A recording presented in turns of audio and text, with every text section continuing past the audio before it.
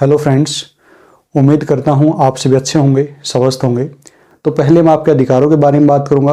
उसके बाद मैं पुलिस के संबंध में बताऊँगा कि पुलिस को कौन से कानून हैं जो सशक्त करते हैं, कौन सी वो धाराएं हैं, कौन सी वो शक्तियाँ हैं जो पुलिस इस दौरान प्रयोग कर सकती है और उनका प्रोसीजर क्या होगा, उनकी प्रक्रिया क्या होगी। उसके बाद मैं आपको बताऊंगा कि आपको उनका किस प्रकार बचाव करना है या आपको आत्मरक्षा उनसे अपनी किस प्रकार करनी है, या अगर आपके साथ पुलिस ज्यादती करती है तो उसका क्या उपाय है। इसके बाद मैं आपको समाधान के बारे में बताऊंगा। ये कह सकते हैं कि इस आंदोलन के एक ब्लूप्रिंट के बारे में बताऊंगा, एक लीगल ब्लूप्रिंट के बारे में बताऊंगा कि अगर आप इस या जो मैंने कानून बताए इनके अधीन रहते हुए इस आंदोलन को आगे बढ़ाते हैं तो ऑनरेबल कोर्ट भी आपके साथ खड़ा होगा, समाज भी आपके साथ खड़ा होगा और पुलिस आपका कुछ नहीं कर पाएगी। और जो आप न्याय के लिए लड़ाई कर रहे हैं वो आपको एक तरीके से प्राप्त होगी। उसमें आपको किसी प्रकार की कोई खामी का सामना नहीं करना पड़ेगा, किसी प्रकार कोई बाधा का सामना नहीं करना पड़ेगा। तो चलिए बेसिकली शुरू करते हैं इस लेक्चर को। और एक मैं आपके लिए एक रिक्वेस्ट आपको करना चाहूँगा, अगर आप एसएससी प्रोटेस्ट से संबंधित व्यक्ति नहीं हैं लेकिन फिर भी इस वीडियो को देख रहे हैं तो मेरा आपसे विनम्र निवेदन यह है कि इस वीडियो को, इस लेक्चर को आपको पूरा देखना है। अगर आप छोड़कर जाएंगे इसको अधूरे में तो यह लेक्चर उन लोगों तक नहीं पहुंचेगा जिन लोगों तक यह पहुंचना चाहिए। यूट्यूब इसको जो आगे नहीं बढ़ाएगा और फिर जिनके लिए मैं पूरा लेक्चर लेकर आया हूँ, पूरी रिसर्च के साथ लेकर आया हूँ, और जिन लोगों का मेरी जो हेल्प करने का उद्देश्य है उन तक ये लेक्चर नहीं पहुंचेगा तो एक तरीके से बहुत ज़्यादा नुकसान उनका होगा। तो मेरी आपसे विनती है कि इस लेक्चर को आपको पूरा देखना है और जो मैं आपको ज्ञान देने वाला हूँ ये आगे कहीं ना कहीं आपको किसी न किसी स्तर पर हमेशा काम आएगा। ऐसा नहीं होगा कि काम नहीं आएगा, बाकी चीज़ मुझ पर छोड़ दीजिए, समझाने का काम मेरा है, कानूनी दाव पेच समझाने का काम मेरा है। इतने अच्छे तरीके से समझा दूंगा कि आपको कुछ भी नहीं करना है, सिर्फ इस वीडियो को, इस लेक्चर को ऑब्जर्व करना है। ठीक है, तो चलिए आज हम बात करते हैं एसएससी प्रोटेस्ट के ऊपर और इसके संबंध में यह आंदोलन किस प्रकार लीगल एक तरीके से होना चाहिए या लीगल गाइड कह सकते हैं आप, इस आंदोलन की ब्लूप्रिंट कह सकते हैं, आज मैं आपको देने वाला हूं। पहले हम बात करेंगे आपके अधिकारों के बारे में और इसके लिए सुप्रीम है संविधान। उसके बाद मैं ऑनरेबल सुप्रीम कोर्ट की महत्वपूर्ण जजमेंट जो हैं आंदोलन के संबंध में उन पर बात करूंगा। उसके बाद मैं बात करूंगा बीएनएस, भारतीय न्याय संहिता, भारतीय नागरिक सुरक्षा संहिता, आईटी एक्ट और प्रॉपर्टी से संबंधित जो 1984 में एक्ट लाया गया था प्रॉपर्टी के संरक्षण के संबंध में, उनके बारे में बात करूंगा। बेसिकली ये कानून जो है पुलिस को सशक्त करते हैं, पुलिस को पावर देते हैं और इन्हीं कानूनों के दांव पेच के आधार पर पुलिस जो है किसी भी आंदोलन को तीतर बीतर करती है या खत्म करती है, समाप्त करती है। उसके बाद में आपको जो है समाधान के बारे में बताऊंगा, या कह सकते हैं आप इस आंदोलन का ब्लूप्रिंट क्या होगा, इस आंदोलन को हमें किस प्रकार से संचालित करना है ताकि ऑनरेबल कोर्ट आपके साथ खड़ा हो, समाज आपके साथ खड़ा हो और पुलिस किसी प्रकार इस आंदोलन को न दबा पाए। तो चलिए पहले हम बात करते हैं संविधान के बारे में। संविधान का अनुच्छेद 19 और इसका 1B बेसिकली यह आपको अधिकार देता है, एक तरीके से आपका मौलिक अधिकार है कि आपको शांतिपूर्ण तरीके से एकत्रित होने का और समूह बनाने का अधिकार है। ठीक है, आप शांतिपूर्ण तरीके से एकत्रित हो सकते हैं, समूह बना सकते हैं, लेकिन इसके ऊपर कुछ रीजनेबल रिस्ट्रिक्शन है। रीजनेबल रिस्ट्रिक्शन का मतलब है युक्त निर्बंधन है, और युक्त निर्बंधन रीजनेबल रिस्ट्रिक्शन का मतलब है कि जो आप समूह बनाएंगे, शांतिपूर्ण तरीके से एकत्रित होंगे, इसके ऊपर जो देश की एकता अखंडता है या कह सकते हैं आप सार्वजनिक व्यवस्था है, इनके आधार पर युक्त निर्बंधन लगाया जा सकता है, यानी आपको एकत्रित होने से रोका जा सकता है। जैसे सार्वजनिक व्यवस्था में अगर किसी प्रकार की हानि हो रही है, देश की एकता अखंडता के लिए खतरा उत्पन्न हो रहा है, यानी जो आप एकत्रीकरण कर रहे हैं उसका उद्देश्य वैध नहीं है, अगर अवैध है, ठीक है, या कह सकते हैं आप जो नियमन आपके लिए बनाया गया एकत्रीकरण का उससे बाहर होकर आप एकत्रित हो रहे हैं तो वह भी एक तरीके से अवैधता की श्रेणी में आ जाएगा, तब भी आपको रोका जा सकता है। तो आप एकत्रित तो हो सकते हैं। बहुत से लोगों को मैंने वीडियो में सुना है कि ये हमारा फंडामेंटल राइट है। हाँ, आपका ये मौलिक अधिकार है, लेकिन आपको ध्यान रखना चाहिए कि सभी मौलिक अधिकारों के ऊपर रीजनेबल रिस्ट्रिक्शन थोपे गए हैं, युक्त निर्बंधन लगाए गए हैं, और देश की अखंडता, एकता अखंडता के हित में, सार्वजनिक व्यवस्था के हित में, यह आप कह सकते हैं कि जो समाज का संचालन और सुचारू रूप से हो, इसके संबंध में वो जो है निर्बंधन लगाए गए हैं। अब हम आते हैं बेसिकली ऐसी जजमेंट के बारे में। ठीक है, तो आपको यहाँ से क्या शिक्षा मिलती है कि आपको शांतिपूर्ण एकत्रित होना है, लेकिन आपको किसी प्रकार की समाज के संचालन में बाधा उत्पन्न नहीं करनी है। किसी प्रकार की बाधा उत्पन्न नहीं करनी है। क्या बाधा उत्पन्न नहीं करनी है? अगर आप सार्वजनिक स्थान पर हैं तो उस सार्वजनिक स्थान पर किसी प्रकार के पर्यटन में बाधा नहीं होनी चाहिए। कह सकते हैं आपकी वहां पर जो आवागमन है, आवाजाही है साधनों की, या जो दूसरों के मौलिक अधिकार हैं, उसके ऊपर किसी प्रकार का बंधन नहीं आना चाहिए। मान लीजिए सड़क है और उस सड़क पर आवागमन है, आप आवागमन रोक रहे हैं, तो यह एक तरीके से अपराध की श्रेणी में आ जाता है फिर, ठीक है। और इसके आधार पर फिर पुलिस आगे कार्रवाई कर सकती है। इसलिए पहली बात क्या ध्यान रखनी है, आपको शांतिपूर्ण आंदोलन करने का अधिकार है, मौलिक अधिकार है, लेकिन यह दूसरों के अधिकारों में किसी प्रकार बाधा नहीं बनना चाहिए। आपको ध्यान रखना है कि किसी प्रकार का बाधा या किसी प्रकार के आवागमन में सड़क को रोकना या किसी संपत्ति को नुकसान पहुंचाना, ऐसे काम आपको नहीं करने हैं। किसी भी प्रकार की लाउड स्पीकर से तेज ध्वनि में आवाज करना, ये चीजें आपको नहीं करनी है, ठीक है। ध्वनि भी तेज नहीं करनी है, लाउड स्पीकर भी तेज आवाज नहीं करनी, किसी प्रकार का ज्यादा शोर शराबा भी नहीं करना है, और भीड़ को एक तरीके से आपको संगठित रखना है। जो लीडर होगा उसको मैं संदेश देना चाहूंगा, इस आंदोलन को जो नेतृत्व कर रहा है उसको मैं संदेश देना चाहूंगा कि आपको आपके आंदोलनकारियों को जो है एक तरीके से संगठित करना है। किसी प्रकार उसमें अन्य शरारती तत्वों को घुसने नहीं देना है, ठीक है। अगर वो शरारती तत्व घुसे तो किसी प्रकार का वो यहाँ पर गड़बड़ झाला करेंगे और फिर पुलिस को इनके अंतर्गत शक्तियां प्राप्त होगी, फिर आपका आंदोलन समाप्त किया जा सकता है। अब हम बेसिकली आते हैं ऑनरेबल सुप्रीम कोर्ट की क्या जजमेंट है इसके ऊपर। देखिए, एक Amit Sahni versus commissioner of police की जजमेंट है, Amit Sahni versus commissioner of police. इसमें ऑनरेबल सुप्रीम कोर्ट ने बोला था कि सार्वजनिक जो मार्ग हैं, सार्वजनिक जो राजमार्ग हैं, उनके ऊपर किसी भी आंदोलनकारियों पे, आंदोलन करने वालों को कब्जा करने का एक तरीके से अधिकार नहीं है। जो मैंने आपको बात बताई है वही है कि आप जो सार्वजनिक मार्गों पर इस तरीके से कब्जा नहीं कर सकते हैं कि उनका जो है उससे जो है दूसरे के अधिकारों का हनन हो, या कह सकते हैं आपकी उससे जो है सामने वाले के मौलिक अधिकारों का वायलेशन हो। तो आपको सार्वजनिक मार्गों पर कब्जा नहीं करना है या उन पर किसी प्रकार की जो है एकत्रित नहीं होना है। अगर एकत्रित होंगे तो फिर यहाँ पर मैं बताऊंगा कहाँ कौन सी धारा पुलिस को ऐसी शक्ति देती है कि वह फिर लाठी चार्ज भी कर सकती है, आपको भगा भी सकती है वहां से, ठीक है। यह बेसिकली अमित साहनी की जो जजमेंट थी, मैंने पूरी पढ़ी है, ये बेसिकली सीए प्रोटेस्ट से संबंधित थी, ठीक है। जो सीए प्रोटेस्ट हुआ था, जो सिटीजनशिप अमेंडमेंट एक्ट था 2019, उसके संबंध में जो प्रोटेस्ट हुआ था उसके ऊपर यह जजमेंट थी पूरी, और इसमें जो है याचिका लगाई गई थी और यह फिर ऑनरेबल सुप्रीम कोर्ट ने जजमेंट दी थी। अब जो दूसरी जजमेंट है वो है हिम्मत लाल शाह की है, हिम्मत लाल शाह की जजमेंट है, Himmat Lal Shah versus commissioner of police की, ठीक है। इसमें ऑनरेबल कोर्ट ने बोला है, यह जजमेंट बेसिकली हिम्मत लाल शाह की जो थी, इसमें क्या होता है कि हिम्मत लाल सड़क सभा के लिए पुलिस से अनुमति लेता है, ठीक है, कि मुझे सड़क सभा करनी है, और वह कमिश्नर के पास जाता है कि मुझे आप अनुमति दीजिए। अब कमिश्नर जो है बॉम्बे पुलिस एक्ट जो होता है उसके अधीन उसको डिनाई कर देता है अनुमति देने से, कि मैं आपको अनुमति नहीं दूंगा। बॉम्बे पुलिस एक्ट की धारा 33 होती है और उस धारा के अंतर्गत डिपार्टमेंट ने कुछ अपने नियम बनाए होते हैं, उसका कुछ नियम साथ होता है जो कमिश्नर को शक्ति देता है कि वह डिनाई कर सकता है, वो मना कर सकता है सभा करने से। लेकिन उसमें क्या था, उस धारा में बेसिकली क्या था, उस नियम में क्या था, उसमें मानदंड नहीं दिया गया था कि कब मना करेगा, क्या मना करने का आधार होगा।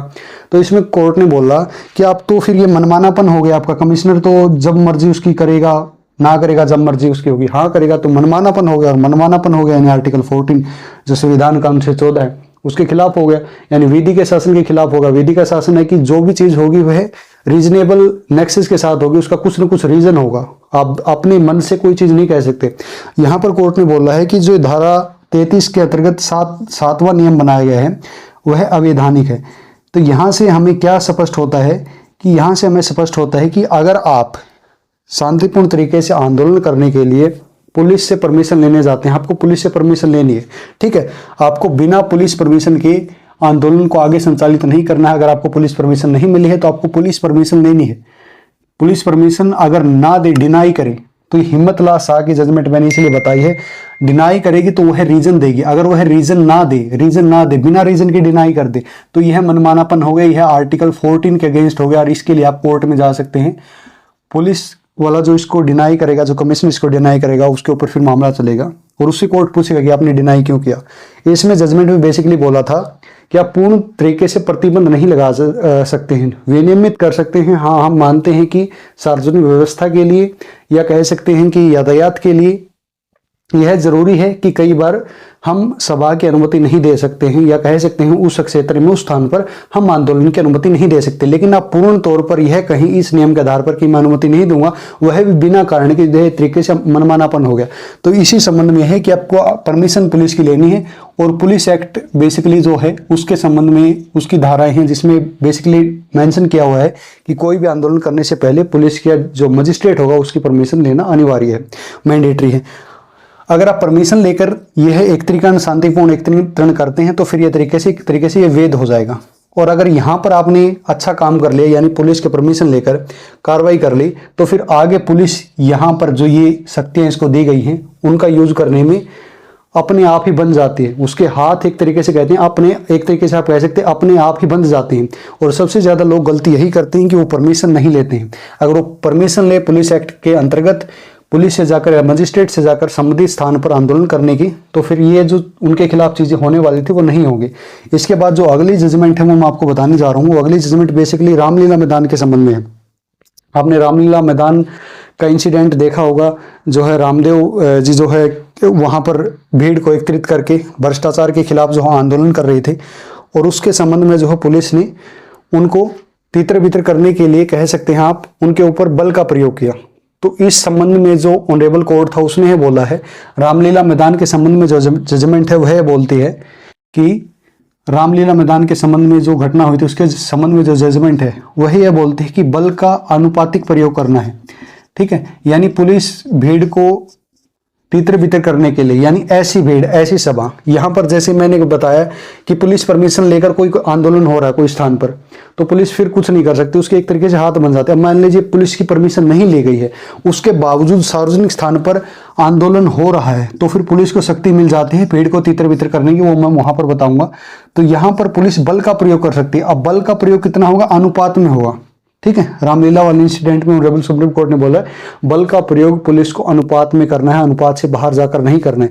यहाँ पर हमें क्या सावधानी बरतनी है? जो लोग आंदोलन कर रहे हैं, यहाँ पर यह सावधानी बरतनी है कि किसी भी पुलिस कर्मचारी पर आपको किसी भी प्रकार का, एक तरीके से कह सकते हैं, उसके ऊपर कोई भी दबाव नहीं डालना है।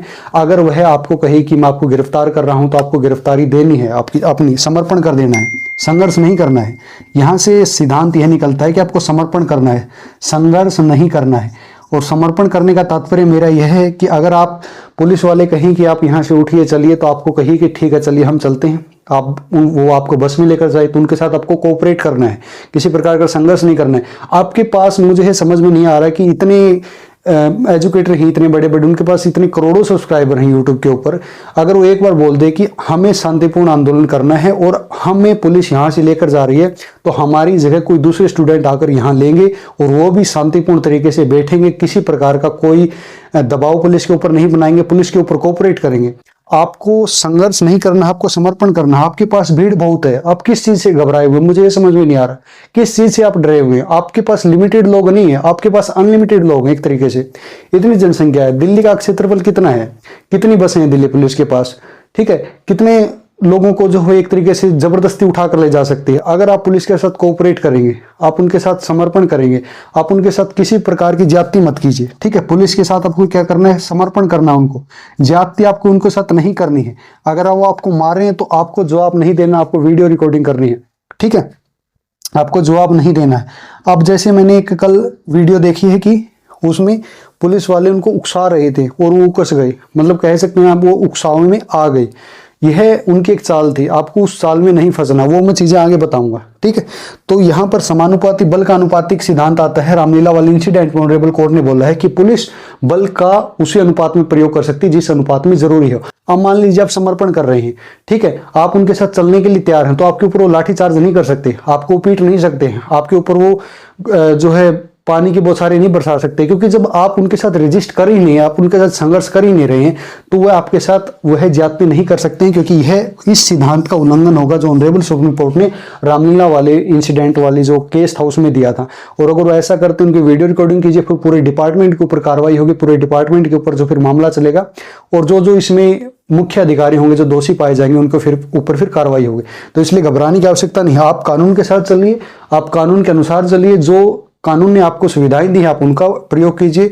जो ऑनरेबल कोर्ट ने आपको ताकत दी है उसका प्रयोग कीजिए, लेकिन कोर्ट के खिलाफ मत जाइए, कानून के खिलाफ मत जाइए, देश की जो व्यवस्था उसके खिलाफ मत जाइए, उसके अनुसार उसकी ताकत को समझिए। अब मैं आपको कहना चाहूं कि जो हमारे महात्मा गांधी थे वो इसलिए सभी आंदोलन सफल नहीं करवा पाए कि वो सिर्फ एक अच्छे नेता थे, नहीं, वो एक अच्छे वकील भी थे और वो कानूनी दांव पेच को जानते थे, वो सभी चीजों को जानते थे, वो इन्हीं चीजों को जानते थे जो मैं आपको बताने वाला हूं, या कह सकते हैं वो सभी बारीकियों को जानते थे कि कब पुलिस हमारे ऊपर हमला करेगी, कब हमें नैतिक प्रेशर बनाना है, कब हमें नैतिक दबाव बनाना है और कब हमें जो है एक तरीके से सामने वाले के को अपने आप को समर्पण करना, वो सभी चीजें जानते थे। और इसलिए उनका मुख्य जो उद्देश्य था आंदोलन करने का वो अहिंसक था, यही उनका मुख्य रीजन था। इसलिए आपका आंदोलन भी मुख्य अहिंसक होना चाहिए। किसी प्रकार की हिंसा, चाहे वो शब्दों में हो, चाहे किसी प्रकार के भाव में हो, या कह सकते हैं आप किसी प्रकार के प्रयासों में हो, आपको हिंसा नहीं लानी है, आपको पूरी तरीके से आंदोलन को अहिंसक रखना है। तो ये बेसिकली रामलीला वाली जजमेंट थी। अब मैं दूसरी जो एक ऑनरेबल सुप्रीम कोर्ट की जजमेंट है मजदूर किसान शक्ति संगठन से संबंधित, मजदूर किसान शक्ति संगठन का एक मामला था और वर्सेस यूनियन ऑफ इंडिया का मामला था। अब इसमें मजदूर किसान शक्ति संगठन ने बोला कि हमें जंतर मंतर पर जो है आंदोलन करना है। उन्होंने वह याचिका जो है एक तरीके से एप्लीकेशन लगाई जो मैंने बताई थी पुलिस एक्ट के अंतर्गत, वो कमिश्नर के पास गए, आप कह सकते हैं। उन्होंने कहा कि हमें जंतर मंतर पर जो है आंदोलन करना है, तो पुलिस ने डिनाई कर दिया, जो उसका व्यवहार होता है एक तरीके से।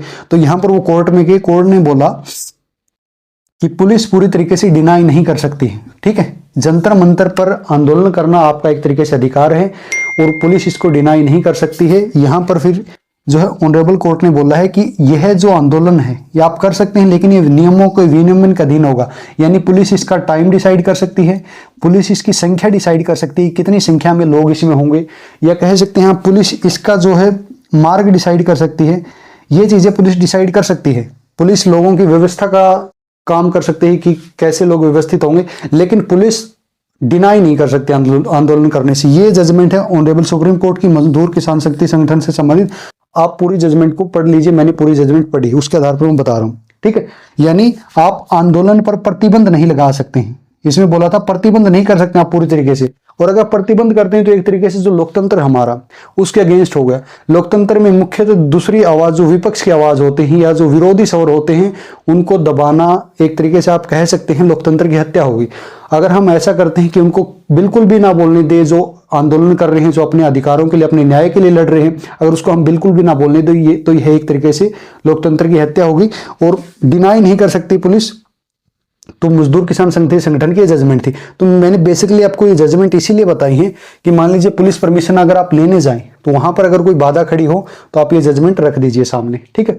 ये जजमेंट रख दीजिए कि अगर आप इनको हमें अलो नहीं करेंगे तो फिर हम कोर्ट के थ्रू जाएंगे और फिर कोर्ट का प्रेशर आएगा तो फिर वहां से फिर आपको अलो करना पड़ेगा। तो इसलिए मैंने जजमेंट बताई है, इसलिए मैंने आपके अधिकारों के बारे में आपके लिए पहले बताया। अब हम चलते हैं पुलिस के ऊपर। पुलिस किस प्रकार से आंदोलन को तितर बितर करती है, आंदोलन को खत्म करती है या समाप्त करती है, या दबाव आपके ऊपर बनाया जाएगा, ठीक है। वो कौन कौन सी धाराएं हैं उनके बारे में मैं बताता हूं।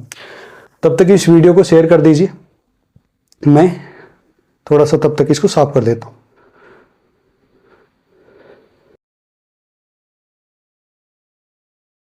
चलिए अब चलते हैं हम बीएनएस पर, भारतीय न्याय संहिता के ऊपर। भारतीय न्याय संहिता बेसिकली है जो अपराधों के बारे में बताती है और उनके दंडों के बारे में बताती है, और यहीं से जो पुलिस को शक्तियां प्राप्त होती हैं, एक तरीके से आप कह सकते हैं। तो बेसिकली बीएनएस की जो धारा 189 है और जो धारा 191 है, ये दो मुख्य धाराएं हैं जो आंदोलनों के समय लोगों पर लागू होती है। ये बेसिकली कहते हैं कि अवैध सभा करना, अवैध सभा, अवैध उद्देश्य या साझा उद्देश्य से, अवैध उद्देश्य कह सकते हैं हम, साझा उद्देश्य कह सकते हैं, से एकत्रित होना, अवैध सभा करना, अवैध उद्देश्य, साझा उद्देश्य से एकत्रित होना, और हिंसा का सहारा लेते हुए जो सामुदायिक व्यवस्था है या कह सकते हैं जो कानून व्यवस्था उसको ठेस पहुंचाना या उसको किसी प्रकार की जानबूझकर हानि पहुंचाने का प्रयास करना। तो इसके संबंध में 189 और 191 इसमें डिफाइन किया गया है। दंगे के बारे में, अवैध सभा बेसिकली 5 लोग उससे ज्यादा के होते हैं, दंगा बेसिकली 2 लोग से ही शुरू हो जाता है। अगर 2 लोग हैं और उससे ज्यादा वह घटना कर रहे हैं एक तरीके से हिंसा का सहारा लेकर किसी प्रकार की जो सार्वजनिक व्यवस्था उसको हानि पहुंचाने का प्रयास कर रहे हैं, तो वो दंगे की श्रेणी में आ जाता है। लेकिन जब 5 से ज़्यादा लोग हो जाते हैं तो फिर वो अवैध सभा की श्रेणी में आ जाते हैं। ये मैंने आईपीसी वाले लेक्चर में बेसिकली डिफाइन किया हुआ है, आप वहां पर देख सकते हैं। तो ये हो गया 189 और 191, इन्हीं का सहारा लेकर पुलिस जनरली जो है किसी भी आंदोलन को दबाते हैं। अब अवैध सभा का मतलब है कि अगर आपने पुलिस एक्ट के अंतर्गत पुलिस की परमिशन नहीं ली है और अगर आप किसी सार्वजनिक स्थान पर किसी प्रकार इकट्ठे होकर नारेबाजी कर रहे हैं या हिंसक नारेबाजी कर रहे हैं या पुलिस के साथ रजिस्ट कर रहे हैं, उनके साथ संघर्ष कर रहे हैं, तो यह आ गया फिर अवैध सभा की श्रेणी में।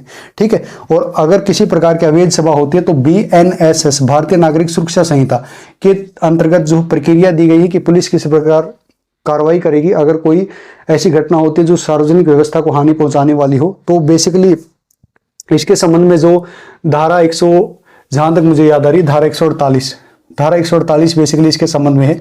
और इसके लिए जो भीड़ को तितर बितर करने के लिए जो ऐसी अवैध सभा होती है, पुलिस लाठी चार्ज कर सकती है। ठीक है, पुलिस लाठी चार्ज कर सकती है, पुलिस आंसू गैस के गोले छोड़ सकती है। BNSS की जो धारा 148 है, आंसू गैस के गोले छोड़ सकती है या गिरफ्तारी कर सकती है। ठीक है। तो अवैध सभा यहां पर मैंने इसीलिए कहा था कि परमिशन लेना जरूरी है, और उसके लिए मैंने इसीलिए इतना लंबा लेक्चर शुरू में दिया कि आपको कौन सी जजमेंट का हवाला देना अगर परमिशन ना दे। अब हम बेसिकली आगे चलते हैं। हम बेसिकली अब जो दूसरी बेसिकली धाराएं हैं BNSS की, वो है धारा 196 और धारा 299। धारा 196 और 299 बेसिकली ये धारा 196 है कि धर्म, जाति, भाषा, लिंग, जन्म के आधार पर कोई वक्तव्य देना, जाति, भाषा, लिंग, जन्म के आधार पर वक्तव्य देना और भड़काऊ भाषण देना जिससे दो वर्गों के बीच घृणा उत्पन्न होती है, या कह सकते हैं आप कि समाज के दो वर्गों के बीच कटुता उत्पन्न होती हो, तो अगर कोई ऐसा वाक्य का प्रयोग करता है तो वहां पर धारा 196 लागू होती है और फिर पुलिस कार्रवाई कर सकती है। धारा 299 धर्म से संबंधित है कि धर्म के आधार पर वैमनस्य फैलाने के लिए, दो वर्गों के बीच कटुता उत्पन्न करने के लिए कोई भाषण देना, कोई वक्तव्य देना। तो यहां से आपको क्या सावधानी बरतनी है कि आपको सावधानी यह बरतनी है कि किसी प्रकार का आपको ऐसा स्टेटमेंट नहीं देना, आंदोलन के दौरान ऐसी बात नहीं बोल रही है जो किसी धर्म को टारगेट करते हो, किसी जाति को टारगेट करते हो, भाषा, धर्म या इसी प्रकार की अन्य चीजों को टारगेट करते हो, ऐसा काम आपको नहीं करना। जैसे मैं एक वीडियो देख रहा था, अब एक टीचर एक मंदिर में छुप गए, तो वह सबसे बड़ी मूर्खता वाला काम था मेरे अनुसार, क्योंकि अगर आप मंदिर में छुपते हैं और वहां पर कोई अच्छा इंटेलिजेंट ऑफिसर होता तो वहीं पर उस आंदोलन को दबाया जा सकता था, और आपकी वह सबसे बड़ी कमजोरी थी, सबसे बड़ी कमी थी। यहां पर धारा 299 है, धार्मिक भावनाओं को आहत करने के लिए किसी प्रकार का प्रयास करना। अब मान लीजिए मंदिर में कुछ तोड़फोड़ हो जाती, कुछ वहां पर और घटना हो जाती, तो वहां पर धारा 299 सीधी लागू हो जाती। तो आपको किसी भी धार्मिक स्थल पर, धार्मिक प्लेस पर नहीं छुपना है, नहीं घुसना है। अगर पुलिस आपके ऊपर लाठी बरसाई कुछ करे तो आपको किसी धार्मिक स्थल के अंदर नहीं घुसना है, नहीं वहां पर प्रवेश करना है। आपको उस दूरी बना के रखनी है, किसी प्रकार धार्मिक वैमनस्य का प्रयास नहीं करना है, किसी प्रकार की ऐसी स्टेटमेंट नहीं देनी है जो अनुचित हो या जो सार्वजनिक व्यवस्था है या जो कह सकते हैं समाज का एक ढांचा है उसको किसी न किसी प्रकार की हानि पहुंचाती हो। आपको ऐसी कोई स्टेटमेंट आंदोलन के दौरान नहीं देनी है, और संभावना यह है कि शरारती तत्व ऐसा काम करते हैं ताकि आंदोलन खत्म किया जा सके। इसलिए आपको इस चीज का ध्यान रखना है। धारा 196 बता दी मैंने, धारा 299 बता दी। अब हम चलते हैं धारा 353 पर। इस एक्ट की धारा 353 कहती है कि झूठी अफवाह फैलाकर, झूठी अफवाह या गलत स्टेटमेंट देकर वैमनस्य फैलाना या कह सकते घृणा फैलाना, तो उसके संबंध में यह अपराध बताती है। ऐसा करना भी एक तरीके से दंडनीय अपराध की श्रेणी में आ जाता है। उसके बाद हम बेसिकली आते हैं धारा 324 पर। धारा 324 बोलते हैं कि किसी प्रकार की सार्वजनिक संपत्ति को नुकसान पहुंचाना या इसके इंटेंशन से प्रयास करना, इकट्ठा होना सार्वजनिक संपत्ति को नुकसान पहुंचाने के लिए, तो वह भी धारा 324 के अंतर्गत अपराध की श्रेणी में आता है और उसके लिए भी पुलिस कार्रवाई कर सकती है। इसके संबंध में स्पेशल एक्ट भी है जो प्रॉपर्टी एक्ट मैंने बताया 1984 का, prevention to damage of property जो है, यहाँ पर किसी प्रकार की प्रॉपर्टी हो, सार्वजनिक हो सकती है या निजी हो सकती है, आपको उसे किसी प्रकार का कोई नुकसान नहीं पहुंचाना है। कोई गाड़ी हो सकती है, कोई सार्वजनिक बस हो सकती है, उसके ऊपर किसी प्रकार की कोई आपको प्रयास ऐसा नहीं करना है जिससे उसकी क्षति हो या वह एक तरीके से टूटे फूटे। कोई भी सार्वजनिक संपत्ति हो, किसी प्रकार का नुकसान नहीं पहुंचाना है। इस एक्ट के अंतर्गत उसलिए उसे दंडनीय अपराध बनाया गया है, और BNS के अंतर्गत 324 के अंतर्गत सार्वजनिक संपत्ति को नुकसान पहुंचाना दंडनीय अपराध है। तो ये काम नहीं करना है। अब मैंने पुलिस को बताया है जो अधिकार है 148 के अंतर्गत है, वह अधिकार है, और वो बेसिकली इन्हीं जो चीजें हैं, ये जो मैंने धाराएं बताई हैं, जो दंड बताए, इन्हीं के अंतर्गत पुलिस को शक्तियां प्राप्त होती है। अब जो जो सावधानियां मैंने आपको बताई, अगर आप वो बरतते हैं तो ये चीजें लागू ही नहीं हो पाती। जैसे मैंने बताया है, आप परमिशन लेते हैं तो ये 2 धाराएं बाहर हो गई, ये लागू ही नहीं हो पाएंगी। कैसे? अवैध सभा के संबंध में ही है, लेकिन आपकी सभा तो वैध हो गई, आपने परमिशन लिया पुलिस से, ठीक है। अब जो दूसरी बात मैंने बताई, धर्म जाति के आधार पर आप इन चीजों का सावधानी बरतते हैं, आप मौन रहते हैं, स्टेटमेंट सोच समझ कर देते हैं, ठीक है। और इसलिए कई आंदोलन मौन आंदोलन होते हैं, उसमें लीडर ही बोलता है, लोगों को बोलने की अनुमति नहीं होती, लीडर के अनुसार ही लोग चलते हैं, तो वह आंदोलन ज्यादा सक्सेसफुल होते हैं, क्योंकि यहां पर फिर पुलिस को कोई रास्ता ही नहीं मिलता उनके ऊपर किसी प्रकार की कार्रवाई करने का। धारा 148 बताइए मैंने, यह किस पर लागू होती है? अवैध सभा पर। लेकिन आपकी सभा तो वैध है, कैसे लागू होगी? 148 नहीं लागू होगी। अब जो मैंने बताई है अगली बात, अब जो अगली बात है सार्वजनिक संपत्ति, अगर आप किसी प्रकार की कोई हिंसा नहीं कर रहे हैं, आंदोलन अहिंसक है, तो ये एक्ट भी लागू नहीं होगा, ये धारा भी फिर लागू नहीं होगी, ठीक है। इसके बाद हम आते हैं, मान लीजिए किसी प्रकार की घटना हो जाती है और कोई शरारती तत्व आंदोलन में प्रवेश कर जाता है और कोई गिरफ्तारी हो जाती है, तो उसके संबंध में भी आपके अधिकार हैं। बीएनएसएस की धारा 38 है, बीएनएस की धारा 38 कहती है कि मान लीजिए पुलिस आपको गिरफ्तार कर लेती है, तो आपको आपके वकील से मिलने का अधिकार है, ठीक है।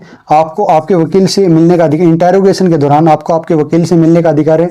इसके बाद ही अगर मैं अगली धारा की बात करूं तो धारा 47 बेसिकली जो है वह बोलती है कि गिरफ्तारी का कारण बताना मैंडेटरी है। पुलिस गिरफ्तार होती व्यक्ति को उसका कारण बताएगी, यानी बीएनएस की धारा 38 के तहत वकील इंटेरोगेशन के दौरान बुलाया जाएगा, उससे आप मिल सकते हैं।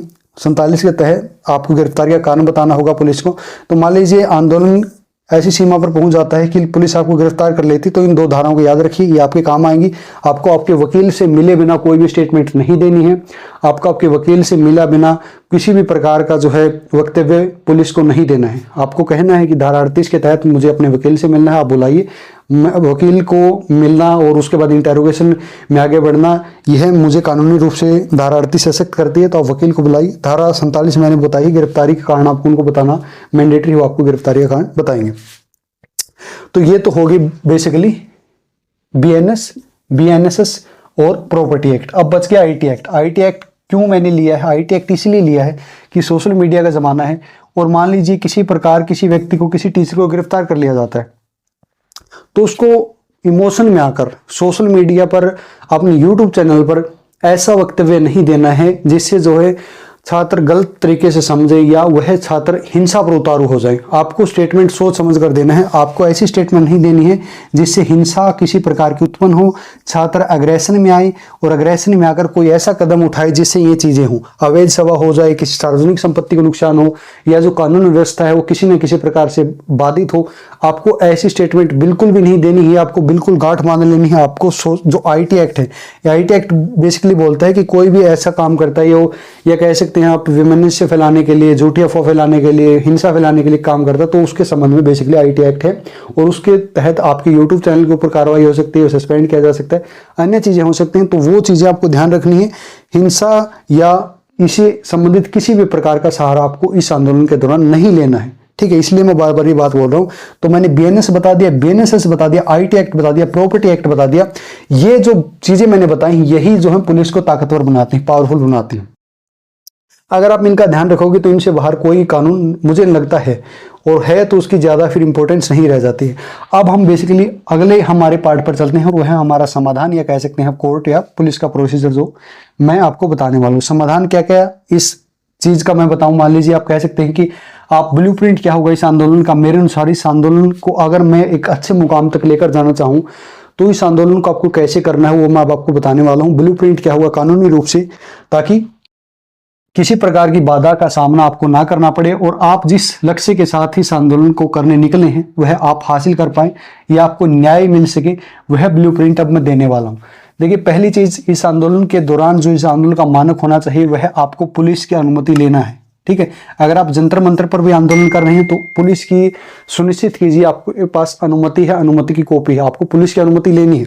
अगर आपके पास पुलिस की अनुमति नहीं है तो किसी भी प्रकार पुलिस किसी भी समय भीड़ को तितर बितर करने के लिए धारा 148 के तहत आपके ऊपर लाठी चार्ज कर सकती है, आपके ऊपर आंसू गैस के गोले छोड़े जा सकते हैं। इसलिए पहला जो काम है आपको अनुमति लेनी है। अगर अनुमति ना दे तो मैंने ऑनरेबल सुप्रीम कोर्ट की जजमेंट बताती है, कोर्ट का सहारा लीजिए, कोर्ट में जाइए, कोर्ट का दरवाजा खटखटाइए कि हमें हमें अनुमति नहीं दी जा रही है, और नहीं दी जा रही है तो उसका कारण पूछिए, रीजनेबल कारण दीजिए हमें, क्यों नहीं अनुमति हमें दी जा रही है। ठीक है।